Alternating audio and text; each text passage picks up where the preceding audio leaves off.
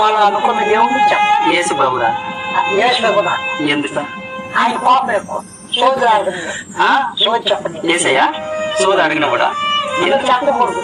ఆయనకి ఇష్టం ఉండదా తప్పు అది. సోద చెప్పడం? అందుకని ఆయన ఒప్పుకోడు. ఏసై గురించి ఏమనుకుంటున్నావమ్మా? ఏసయ్య కాపాడేది జనాలు. కాపాడే దేవుడు నిన్ను ముఖ్యాన్ని కాదు. ఏసయ్య నిజమైన దేవుడు. ఏసై ఆయన మేము లేవని చెప్పినా నేను. సూపర్. సృష్టికర్త ఆయనే అంట. అట్లనే మనం మనం పుట్టించింది నడిపించేది ఆయనే, మనం బతికించేది ఆయనే, మనం తీసుకొని పోయేది ఆయన. ఇవన్నీ మధ్య మధ్య యేసు ప్రభు మనమందరం మనుషులందరూ పాపాలు చేసాం కదా. ఎవరైనా సరే ఆ పాపాల నుంచి మనం ఎందుకు చేయలేదు. మన పాపం ఉంటే గొర్రెల్ని పొట్టెల్ని బతుకున్నాం. అందుకనే యేసయ్య ఆయనే రక్తం చెల్లించాడు. ఆయన